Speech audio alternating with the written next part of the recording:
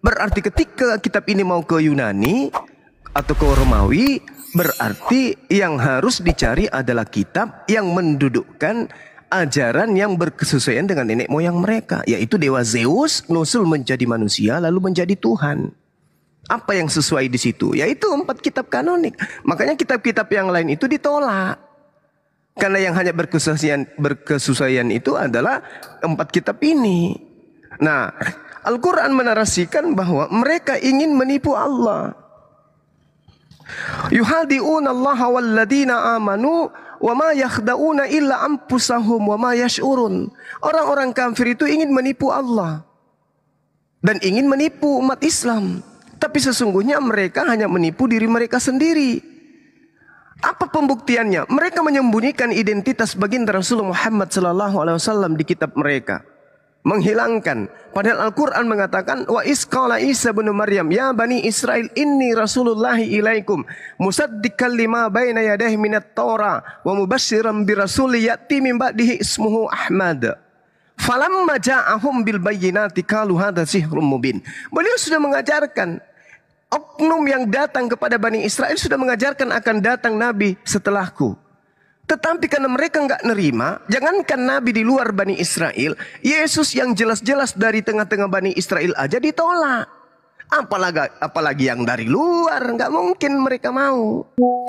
Yesus aja yang datang jelas-jelas sebagai Mesias, sebagai Nabi, dibunuh sama mereka. Apatah lagi muncul lagi pengabaran munculnya Nabi di luar dari Bani Israel. Gak mungkin itu diloloskan. Tetapi Tuhan itu kemudian memiliki cara untuk memberikan petunjuk. Maka petunjuk itu ada. Apa petunjuk itu datang? Selain di Al-Quran. Wa ma Muhammadun illa Rasul dan seterusnya.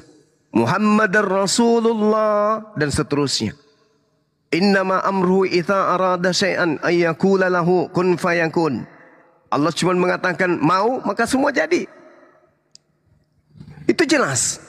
Wa innaka la tahdi ila siratim mustaqim. Itu sudah jadi. Jadi tidak ada yang kemudian bisa membatasi itu. Di Al-Quran ketika dikatakan oleh Allah bahwasanya Rasulullah Muhammad SAW kafatal linnas datang untuk seluruh umat manusia. Dan itu pemberitaannya sudah ada di kitab-kitab terdahulu. Maka muncul kemudian inisiatif untuk membaca Bible. Ternyata di situ ada satu poin. Di Kisah Para Rasul 21 yang Kisah Para Rasul 3 yang tadi. Kalau itu ternyata bukan untuk Rasulullah, oke, nggak masalah. Izinkan saya mencari siapa Nabi ini. Saya ingin tahu siapa Nabi yang ketika kemudian datang ajarannya tidak diterima, maka orang yang tidak menerimanya itu dibasmi. Saya paksakan Yesus dulu di situ nggak bisa, karena Yesus yang dibasmi. Sementara dikatakan akan terjadi. Artinya sejarah akan ditorehkan oleh Nabi itu. Bahwa siapapun yang tidak percaya, tidak mendengarkan ucapannya akan dibasmi. Bukan hanya dibasmi. Kalau Anda melihat original teksnya adalah dibunuh. Coba Anda baca original teksnya. Kisah Para Rasul 3 nomor 23.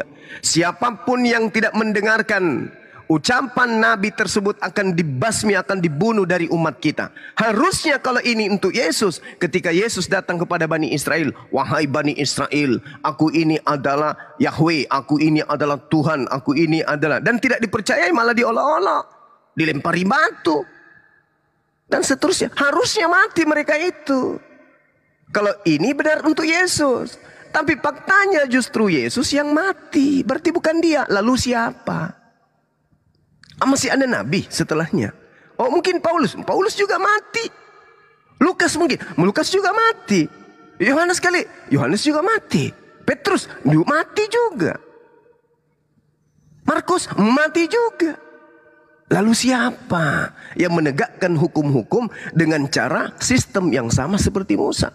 Musa memimpin pasukan untuk menguasai satu wilayah. Baginda Rasulullah Muhammad SAW juga demikian adanya. Nah, saya tidak memaksakan beliau. Tidak, karena cukup Al-Quran bagi kami. Tapi ketika kita berdialog bersama dengan saudara-saudara kita Kristen, kita tanya, apakah ini untuk Nabi Yesus? Karena ini si Petrus bercerita tentang kitabnya Nabi Musa.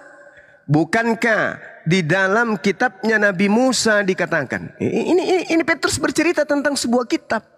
Bukankah di dalam kitabnya Nabi Musa diceritakan? Dikatakan, Tuhan Elohim akan membangkitkan bagimu seorang nabi. Bukan membangkitkan Tuhan, tapi membangkitkan nabi. Yesus nggak bisa di situ. Dari antara saudara-saudaramu. Siapa saudara-saudara dari Bani Israel? Ya Bani Ismail. Sama seperti aku, sama seperti Musa. Sama seperti Musa. Dengarkanlah dia dalam segala sesuatu yang akan dikatakannya kepadamu. Nah sekarang Nabi Musa memiliki Taurat. Taurat yang ada di Nabi Musa tidak ada campur aduk dengan Harun. Tidak ada campur aduknya dengan orang-orang yang ada di sekelilingnya. Semuanya berasal dari mulutnya Musa. Begitu juga Nabi yang datang seperti Musa. Semua firman itu terlontar dari mulutnya. Bukan murid-muridnya yang berkata. Bukan sahabat-sahabatnya yang berkata. Tapi dari mulutnya sendiri. Dengarkanlah dia dalam segala sesuatu yang akan dikatakannya kepadamu. Artinya, ketika Nabi itu mengatakan sesuatu, semua sahabatnya, semua muridnya akan mendengarkan. Artinya, semua muridnya akan mengatakan satu hal yang sama. Tidak berbeda-beda. Ketika dia mengatakan, tidak ada Tuhan selain Allah, maka seluruh muridnya akan mengatakan, tidak ada Tuhan selain Allah. Ayat kedua, tidak ada yang serupa dengan Allah. Maka semua muridnya akan mengatakan itu. Karena semua muridnya akan mendengarkan perkataannya dia. Berarti dia yang menjadi patron. Kehidupan murid menjadikan dia sebagai habit. Kebiasaan mereka untuk mengikuti si Nabi tersebut. Tapi faktanya kan Yesus tidak bisa. Yesus mengatakan apa? Yohanes berkata beda. Markus berkata beda. Matius berkata beda. Paulus dan seterusnya. Jadi mereka penulis kitab kanonik ini menulis mendengarkan mulut siapa? Yesus, nggak mungkin. Yesus tidak pernah berkata-kata dengan mereka. Sedangkan Al-Quran itu semua berasal dari mulut Rasulullah. Dengarkanlah apa yang keluar dari mulutnya. Didengarkan, dihafalkan, dituliskan. Maka muncul Al-Quran. Lalu kemudian, dan akan terjadi bahwa semua orang yang tidak mendengarkan Nabi itu akan dibunuh. Rasulullah Muhammad SAW sejazirah Arab menjadi makmum, menjadi pengikut beliau. Kenapa? Kalau tidak akan dikenakan sanksi perintah ini. Ditegakkan kemudian. Begitu juga Nabi Musa.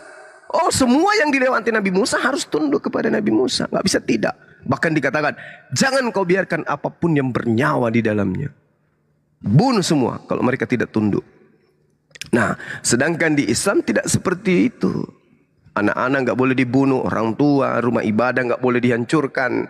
Orang yang sudah menyerang gak boleh kemudian dibunuh dan seterusnya. Nah, sedangkan perintahnya ini bahwa semua orang yang tidak mendengarkan Nabi itu akan dibasmi. Yesus bukan Nabi lagi. Dia Tuhan katanya. Tapi bukan dia yang membasmi. Malah dia yang dibasmi. Gak bisa bang. Berat. Maka kalau Anda tidak mau Nabi Muhammad SAW yang duduk di situ, silakan Anda cari Nabi itu. Demikian.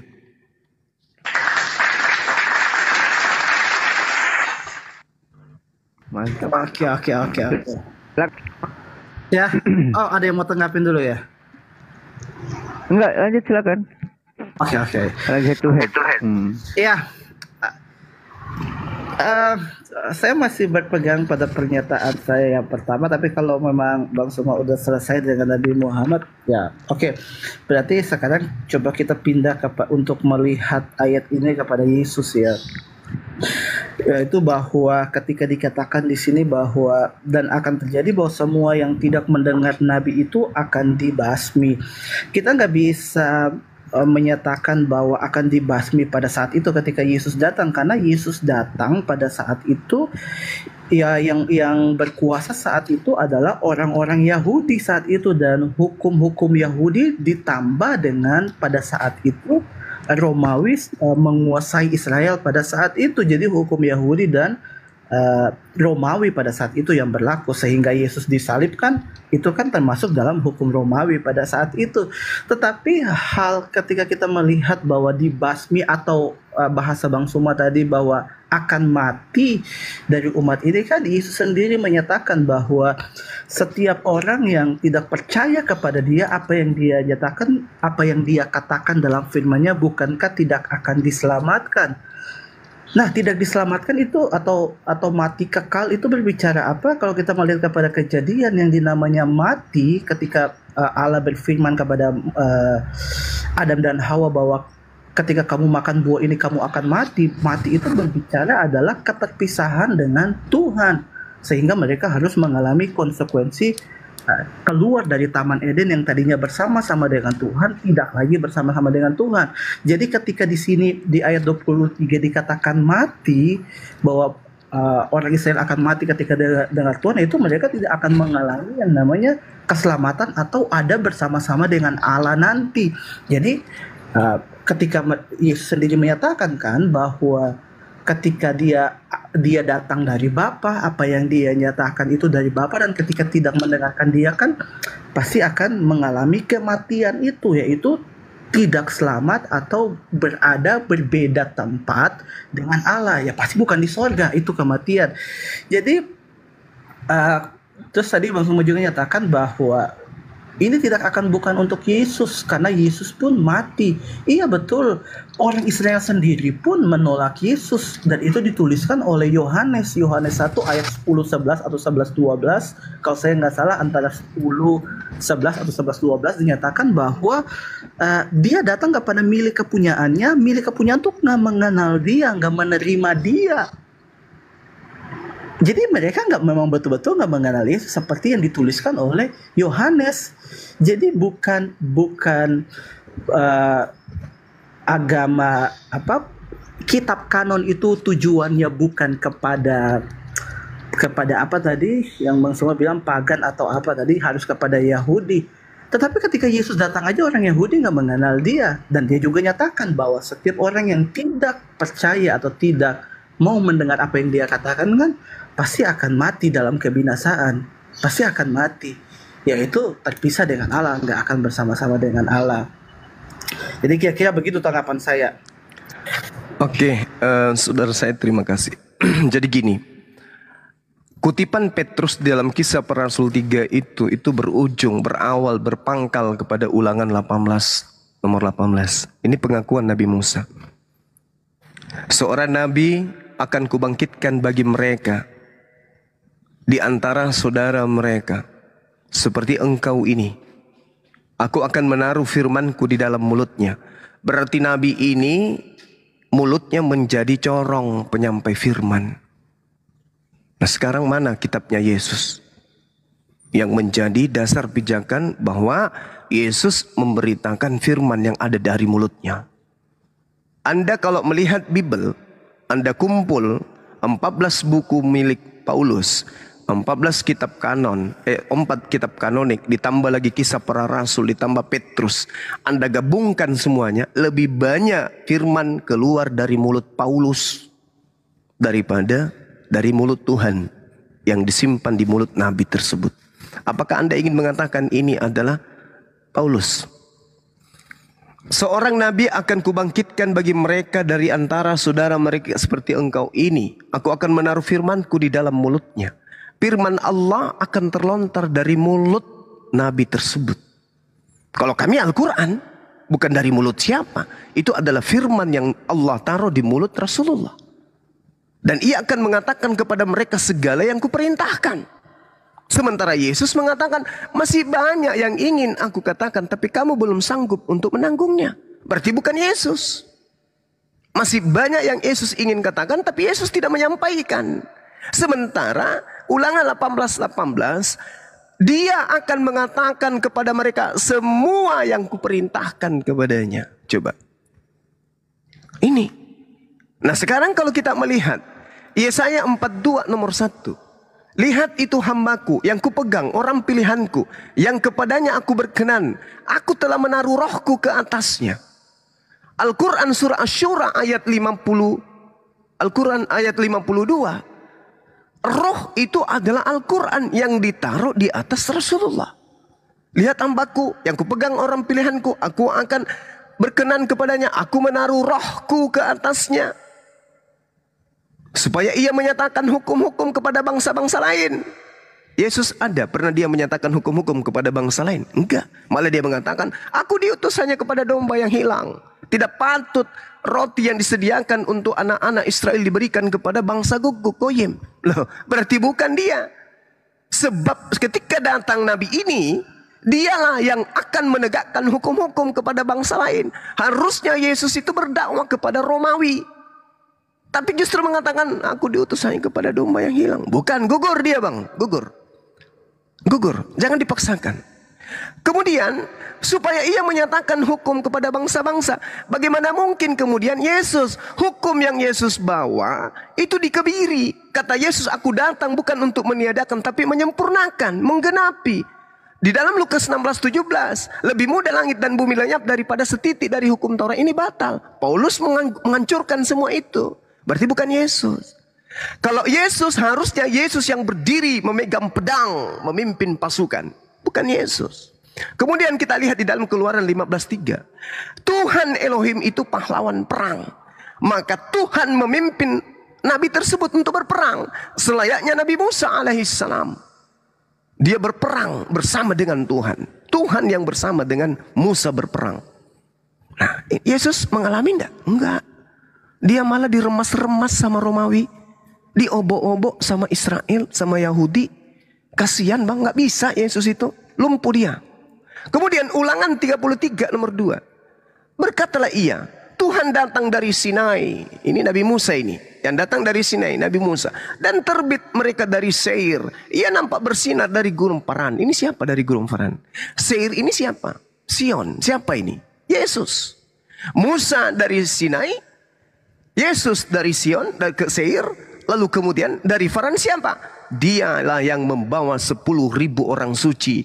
Yang kemudian membawa hukum Tuhan menyala-nyala di sebelah kanannya. Ini siapa? Dari Faran ini siapa? Siapa dari Faran? Siapa yang berasal dari Madinah? Siapa yang berasal dari tanah Arab? Baginda Rasulullah Muhammad SAW. Yang membawa, melumpuhkan 10.000 orang suci. Menggunakan 10.000 orang suci dia bawa ke Mekah. Melumpuhkan Mekah, itu siapa? Baginda Rasulullah Muhammad SAW. Pernahkah kemudian Yesus memimpin 10.000 orang suci untuk menaklukkan Yerusalem, menaklukkan Roma, menaklukkan kemudian Yunani? Enggak pernah.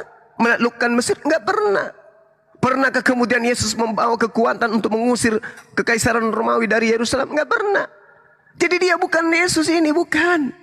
Tuhan datang dari Sinai, Nabi Musa alaihissalam, dan terbit kepada mereka dari Seir. Yesus atau Isa alaihissalam, ia nampak bersinar dari pegunungan Paran. Baginda Rasulullah Muhammad sallallahu alaihi wasallam datang dari tengah-tengah puluhan ribu orang yang suci. Di sebelah kanannya nampak kepada mereka api yang menyala. Api di sini adalah hukum-hukum yang harus membakar semua hukum di luar daripada hukum Tuhan. Hukum kejahiliaan dibakar, hukum paganisme dibakar, hukum animisme dibakar, hukum ateisme dibakar semua. Dibakar dengan hukum Tuhan. La ilaha illallah Muhammad Rasulullah. Siapa dia yang memimpin pasukan 10.000? Yesus kah? Yesus malah berkata di dalam Yohanes 6 nomor 17, nomor 70. Yang lain jangan tertawa ya. Dengarkan. Aku yang memilih kalian yang 12 orang ini. Tapi satu orang di antara kalian adalah setan.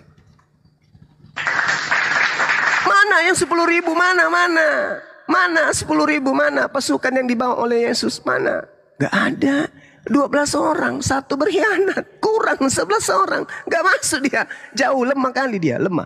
Lalu kemudian di dalam Kejadian 49 nomor 10. Tongkat kerajaan tidak akan beranjak dari Yehuda, ataupun lambang pemerintahan dari antara kakinya, sampai dia datang yang berhak atasnya. Berarti ada masa di mana kerajaan Yehuda, kerajaan Daud, kerajaan Salomo, kerajaan Israel diambil alih ketika yang berhak itu sudah datang. Nah sekarang mari kita lihat, agama Samawi masih memiliki kerajaan sampai hari ini. Ya, kerajaan mana itu? Kerajaan Islam di Arab. Ini kerajaan siapa nih? Sudah 1400 tahun kok tidak pernah lumpuh, tidak pernah turun pamornya, tidak pernah melemah kerajaan ini. Ini kerajaan siapa? Kerajaan yang dipimpin oleh baginda Rasulullah Muhammad SAW. Belum ada kerajaan di atas muka bumi ini setua kerajaan Rasulullah. Sampai hari ini masih bergema. Setiap tahun bergema, bergemuruh, bergerombol orang seluruh penjuru dunia datang bersiara. Ini kerajaan siapa? Kerajaan Yehuda yang diberikan kepada bangsa lain, yaitu bangsa saudaranya sendiri. Makanya Yesus mengatakan ada masa di mana engkau tidak akan menyembah Allah lagi di gunung ini dan di Yerusalem. Kerajaan Allah akan diambil dan diberikan kepada bangsa lain. Ini buktinya. Kalau dikatakan di bangsa lain itu adalah kerajaan yang mana? Kerajaan Majapahit? Enggak mungkin. Kerajaan Islam sampai hari ini, kerajaan yang ada di Arab sana. Itulah yang berdiri sampai selama-lamanya. Tongkat kerajaan tidak akan beranjak dari Yehuda, ya, ataupun lambang pemerintahan dari antara kakinya, sampai dia yang datang berhak atasnya itu datang, maka kepadanya kemudian akan takluk bangsa-bangsa. Lagi-lagi dia taklukkan bangsa-bangsa lain. Dia taklukkan bangsa-bangsa lain.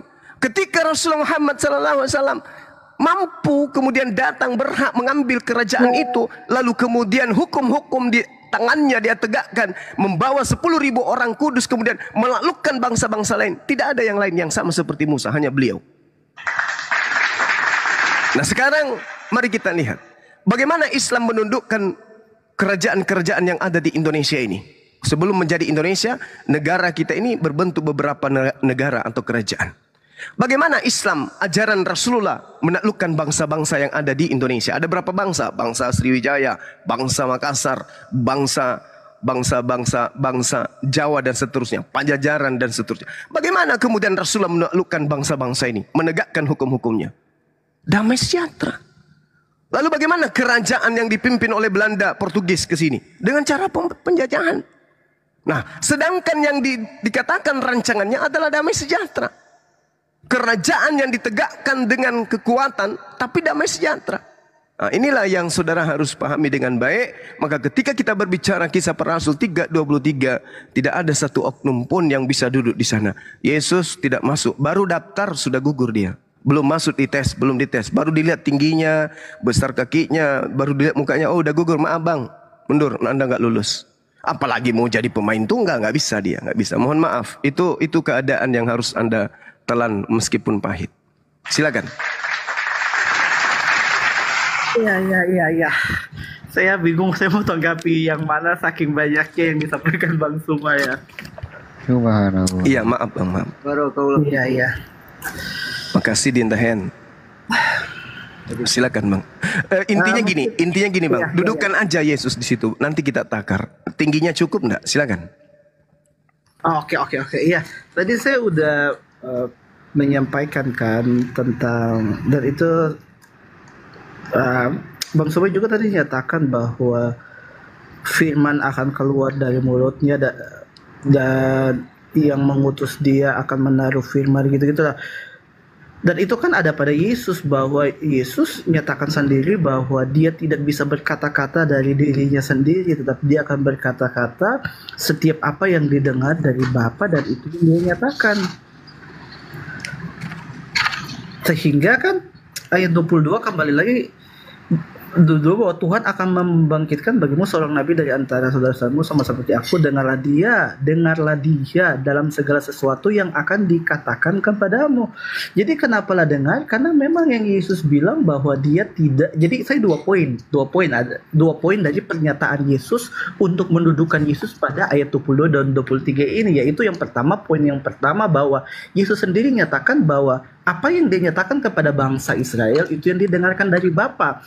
Dan yang kedua di ayat 23 bahwa ketika setiap orang yang tidak mendengarkan nabi itu akan mati kan. Nah, Yesus sendiri pun berkata bahwa setiap orang yang tidak mendengarkan atau tidak percaya kepada dia akan mengalami kematian atau keterpisahan dengan Allah nanti. Ketika dia mati, dia terpisah dengan Allah adalah dia tidak bersama-sama dengan Allah di sorga, yaitu kematian yang adalah keterpisahan dengan Allah itu sendiri, kematian kekal atau tidak berada di sorga. Jadi itu dua poin saya untuk menduduk dari pernyataan Yesus sendiri untuk melihat kisah Rasul 22 ayat 23 ini. Ya, kira-kira begitu sih. Oke, Kalau ada baik. teman Kristen di sini yang mau menambahkan, kayaknya nggak ada ya, saya sendiri ya. Gak apa-apa, Ya, gak apa-apa. nggak apa-apa bang, pelan-pelan aja kita ya. Jadi beragama itu kan harus iman akal, akal iman, iman akal, akal iman, kan gitu ya. Jangan ditimpang, jangan digunakan satu, harus dua. Kalau kita sudah pakai itu, insya Allah kita akan sampai kepada kebenaran itu sendiri. Nah, sekarang gini, saya menghargai saudara ketika saudara mengatakan Yesus tidak berkata-kata dari dirinya sendiri. Dengan mengatakan itu, Anda meloloskan Yesus pada satu syarat dia lolos, tapi syarat-syarat yang lain dia gugur. Berarti dia bukan Tuhan. Ini masalah. Karena dia tidak bisa bicara dari dirinya sendiri. Sementara yang dikatakan Tuhan, Mazmur 33 nomor 9, Yesaya 55 nomor 11, dia memberi perintah maka semuanya ada. Dia maha berkehendak. Yesus tidak berkata-kata dari dirinya sendiri. Nah, lalu kemudian kalau Anda mengatakan ini adalah untuk Yesus, dikarenakan di situ dikatakan bahwa segala perkataan yang didengarkan itu sesuatu yang didengarkan, barang siapa yang tidak mendengarkan maka dia akan dibunuh. Di sini yang perlu kita pahami adalah Yesus ini mengatakan di dalam kitab saudara sendiri berdasarkan hasil kesaksian yang datang kepada penulis Yohanes bahwa Yesus berkata segala firman telah disampaikan kepada mereka. Nah, sekarang mana segala firman itu? Mana? Mana segala firman itu? Yang harus ditegakkan itu mana? Ternyata firman yang sampai kepada teman Kristen, firmannya Lukas, firmannya Matius, firmannya Markus, firmannya Paulus. Yang dimaksud di sini adalah firman Tuhan yang muncul di mulutnya Yesus itu mana? Dengarkanlah dia dalam segala sesuatu yang akan dikatakannya kepadamu. Mana? Contoh nih, contoh. Kita melihat Kristen hari ini ibadah hari Minggu. Mana perintah Yesus ibadah hari Minggu? Kita melihat saudara kita Kristen hari ini menyembah Yesus. Mana perintah yang keluar dari mulut Yesus menyembah Yesus? Mana? Saudara Kristen hari ini menjadikan Paulus itu sebagai rasul. Mana perintah yang keluar dari mulut Yesus untuk menjadikan rasul Yesus itu, Paulus itu sebagai rasul? Enggak ada. Sedangkan firman yang menjadi porsi Yesus adalah yang 3 tahun ini. Segala firman yang telah diberikan kepadaku telah aku sampaikan selama 3 tahun. Lukas bukan yang 3 tahun, Markus juga, Yohanes juga, Paulus juga, bukan yang 3 tahun.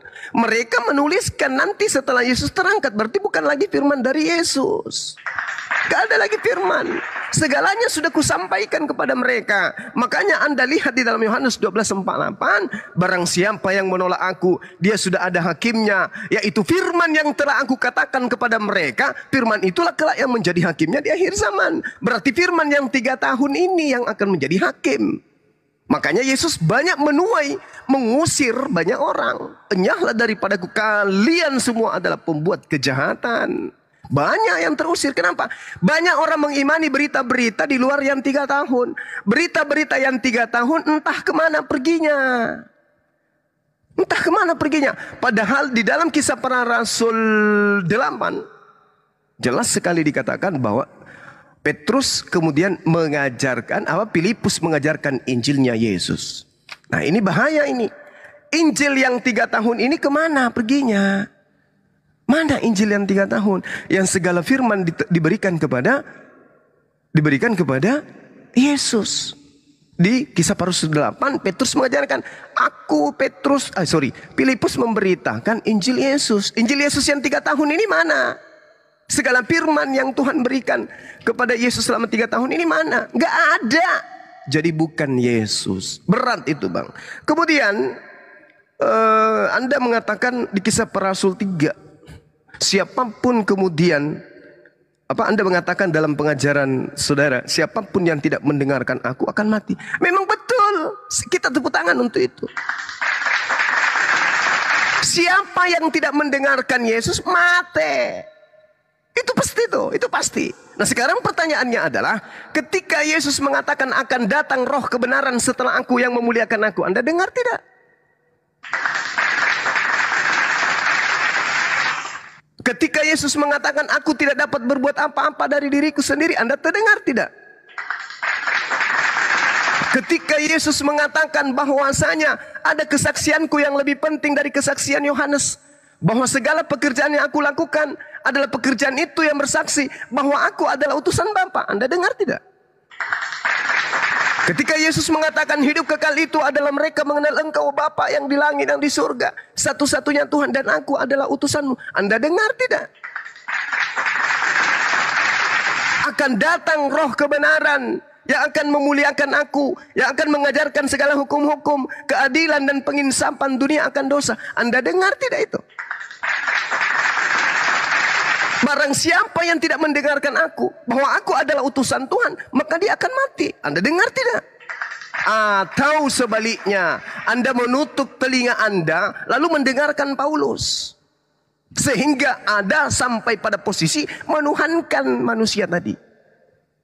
Harus dengarkan Yesus dong. Dengarkan dia. Kita harus mendengar dia. Makanya Islam itu hanya mendudukkan dia sebagaimana apa yang diucapkan. Shema Israel. Al-Quran juga menarasikan itu. Ya Bani Israel, inni Rasulullahi ilaikum. Wahai Bani Israel, aku ini utusan Allah pencipta langit dan bumi yang maha tinggi, maha suci. Kata Isa, kata Yesus. Beriman tak umat Islam ke situ? Beriman. Benar tak umat Islam mendengarkan Yesus? Benar. Tetapi umat Kristen akan mengatakan, kalau kamu mendengarkan Yesus, kenapa kamu tidak menjadi Kristen? Oh, nggak bisa. Kristen itu bukan ajaran Yesus. Kalau kamu mendengarkan Yesus, kenapa Anda dibaptis? Nggak bisa. Tidak. Yesus tidak pernah membaptis satu manusia pun. Nggak bisa. Yesus mengajarkan wudhu, bukan mengajarkan baptis. Nah, ini yang perlu saudara pahami. Bahwa ketika kita konsen terhadap satu poin, Kisah Para Rasul 3:22 sampai 23, baginda Yesus tingginya tidak lolos, berat badannya tidak cukup, maka dia tidak bisa duduk seperti Nabi, seperti Musa itu. Demikian, silakan.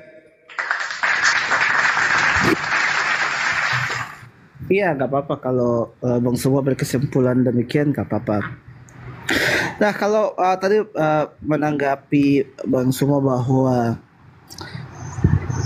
ketika Yesus berbicara, dia adalah nabi, dia adalah utusan, dia tidak berbicara apa-apa, tidak bisa berbicara dari dirinya sendiri, dan Bang Suma berkesimpulan bahwa dengan pernyataan saya itu menggugurkan bahwa Yesus Tuhan. Kita nggak bisa, dan kalau saya menanggapi itu, pernyataan-pernyataan tentang dia nabi, dia nggak bisa, itu kan berbicara tentang peran. Ada beda peran dan beda natur. Kita nggak bisa menyamakan antara peran dan natur. Seperti kita semua di sini adalah natur manusia, tapi kita punya peran yang berbeda-beda. Dan ketika Yesus datang sebagai utusan, saya setuju akan hal itu. Saya setuju. Dan memang tertulis begitu, dia nabi, dia tidak. Tapi itu berbicara tentang peran. Nah, tadi juga Bang Suma menyatakan bahwa para penulis Alkitab, terutama Injil, itu semua dituliskan pada saat Yesus sudah naik ke surga. Itu saya sangat setuju juga. Dan memang betul adanya begitu. Contohnya Yohanes. Yohanes menuliskan itu saat Yesus sudah naik ke surga. Nah, pertanyaannya, kenapa mereka baru menuliskan saat Yesus sudah naik ke surga? Karena apa? Mereka dalam tuntunan Roh Kudus melihat kualitas Yesus itu dulu, sehingga mereka menuliskan tentang Yesus. Sehingga mereka berkesimpulan tentang Yesus karena mereka melihat kualitas dari Yesus ketika Yesus ada di dunia ini. Contohnya Yohanes. Apa tema besar dari Yohanes?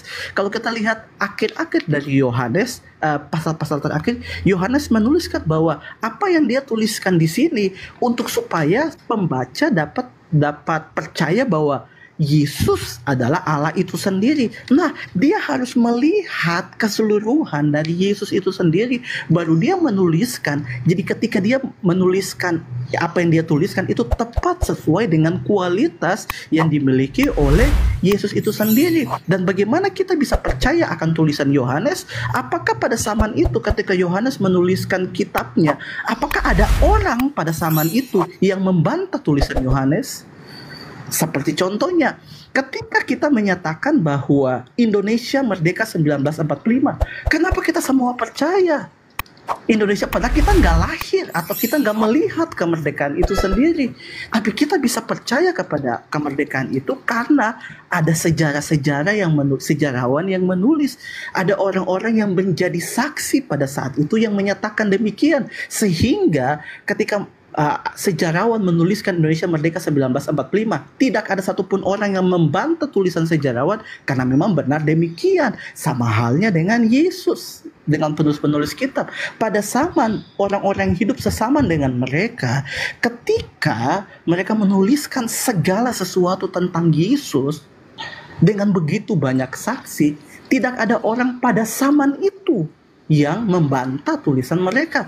Pembantahan itu terjadi, mohon maaf, pada saat Al-Quran itu ada, sehingga bagi saya itu membelokkan tentang apa yang terjadi pada kualitas Yesus. Jadi ketika hal tersebut disajikan, kita lebih percaya mana? Saksi mata atau orang yang hidup ratusan tahun setelah penulisan itu? Semua orang akan menjawab bahwa kita akan lebih percaya kepada saksi mata langsung yang melihat dan tidak ada bantahan orang-orang pada zaman itu tentang apa yang dituliskan. Jadi ya kembali lagi, kita harus melihat kualitas Yesus secara langsung daripada penulis aslinya pada saat itu. Saya setuju bahwa tulisan itu ada setelah Yesus naik ke surga. Jadi kembali lagi bahwa peran itu tidak bisa kita samakan dengan natur. Peran beda dengan natur. Jadi ketika saya setuju Yesus adalah nabi dan seterusnya dituliskan itu, ya memang dituliskan begitu, dan itulah peran dia ketika dia datang ke dunia ini. Iya, mungkin saya sebegitu dulu Bang Suma, saya harus kerja. Nanti kita bisa lanjut lagi. Oke Bang Suma, terima kasih untuk diskusinya. Kita bisa ketemu lagi ya Bang Suma ya. Kita udah sering diskusi ya. Iya Bang. Saya bisa belajar banyak hal sih. Terima kasih Bang, terima kasih. Oke. Jadi gini, sesi terakhir dari saya ya. Jadi kalau saudara bercerita tentang seabrek mujizat yang dilakukan oleh Yesus, satu hal yang perlu kita pahami.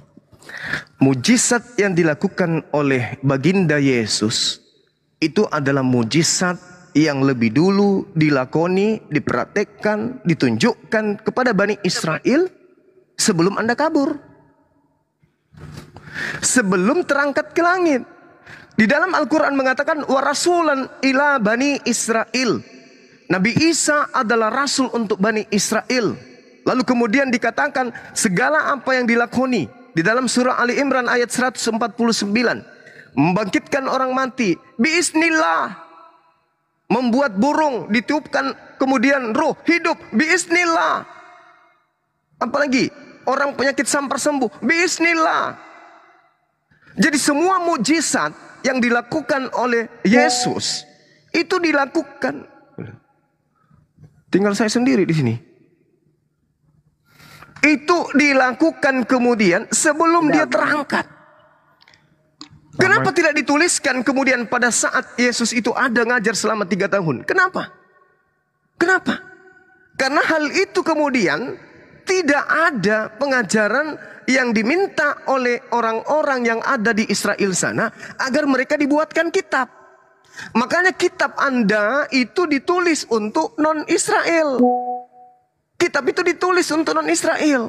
Dan Yesus mengatakan sebelum dia terangkat, segala mujizat yang aku lakukan, segala pekerjaan yang aku lakukan, itu tertulis di mana? Di Yohanes 5 nomor 36. Ada kesaksianku yang lebih penting daripada kesaksian Yohanes. Bahwa semua pekerjaan, membuat orang mati hidup, membuat orang lumpuh berjalan, orang buta mengintip, itu semua aku lakukan karena itu adalah pekerjaan yang diperintahkan oleh Tuhan untuk aku lakukan. Yohanes 7 nomor 49. Makananku adalah melakukan pekerjaan yang diperintahkan oleh Tuhanku. Bukan. Yohanes 7. Nah, kalau Yohanes 7 49 dikatakan, orang banyak ini yang tidak melakukan hukum Taurat, terkutuklah mereka. Nah, sedangkan hukum Taurat itu mendudukkan jangan ada ilah lain selain daripada Elohim. Yesus datang tidak mengatakan itu. Itu yang perlu saudara pahami dengan baik. Kemudian apa tadi yang dijelaskan itu?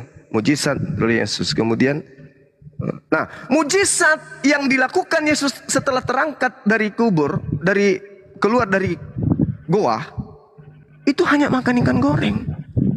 Gak ada yang lain. 40 hari apa mukjizatnya? Gak ada. Mukjizat itu dilakukan sebelum dia kemudian disalibkan katanya. Nah, apa mukjizat-mukjizat ini? Yang paling hebat apa? Membangkitkan orang tidur, orang mati. Membuat orang lumpuh melihat, berjalan. Iya kan?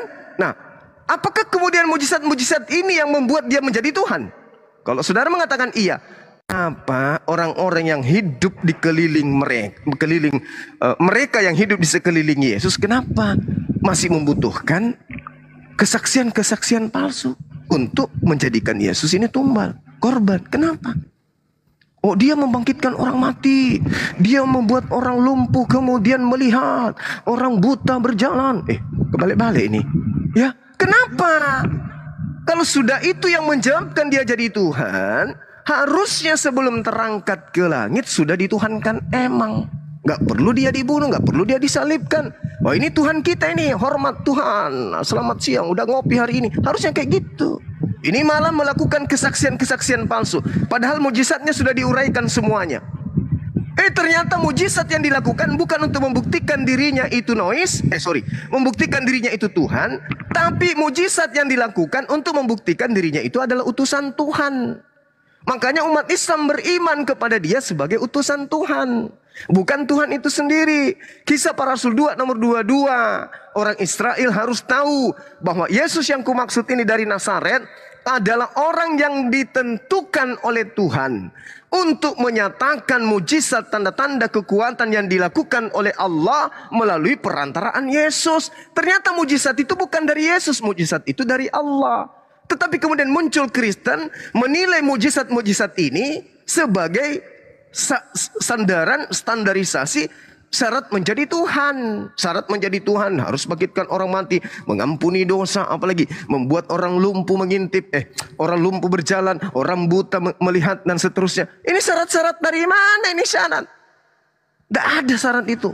Nggak masuk dalam kategori syarat Tuhan menjadi Tuhan. Bahkan Paulus dengan tegas mengatakan di dalam Roma 14:9, apa yang dikatakan di sana?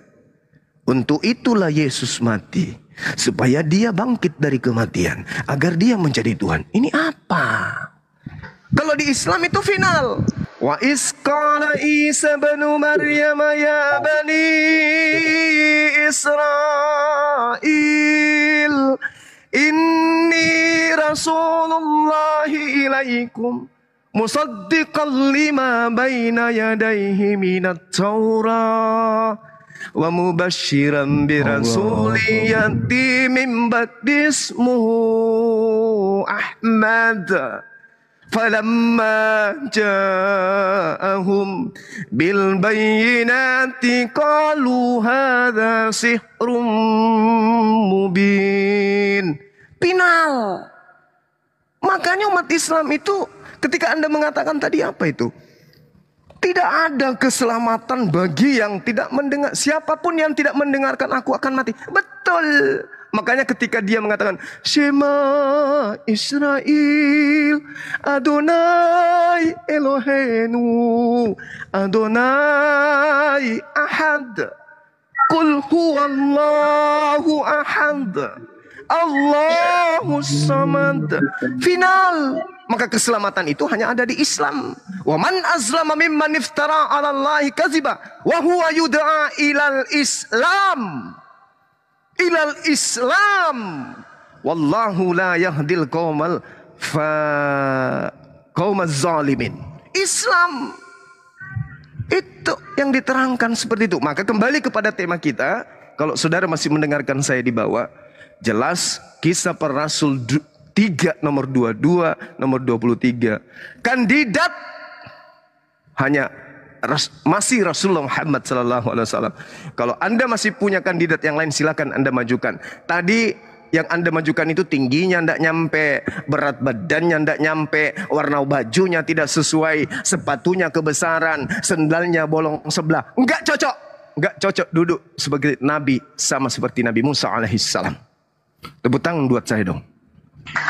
Allah. Mohon maaf atas segala kekurangan kepada guru-guru saya yang ada di sini, adinda-adinda saya, abang-abang saya, mohon maaf saya menguasai forum.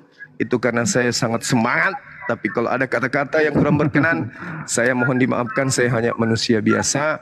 Kiranya Allah Subhanahu wa taala senantiasa memberikan kesehatan kepada kita, terutama kesehatan akal. Oke? Tangan boleh luka, Iya, Bang. kaki boleh luka, tapi akal harus tetap sehat. Karena ini adalah apa ini? Ini memori yang Tuhan berikan kepada kita yang harus kita jaga dengan baik. Dengan cara apa? Dengan cara wudhu, dengan cara sujud. Itu pelihara otak ini dengan wudhu dan sujud. Jangan dengan cara minum minuman khamar, berzina, mencuri, merampok. Jangan memfitnah, menggibah. Jangan. Wudhu, baca Quran, sujud. Insya Allah darah lancar ke otak akan terpelihara sampai kita meninggalkan dunia ini. Subhanakallahumma wa bihamdi, asyhadu an la ilaha illa anta, astaghfiruka wa atubu ilaih. Salam tauhid, salam satu Tuhan. Jayalah Islamku, jayalah Indonesiaku. Allahu akbar.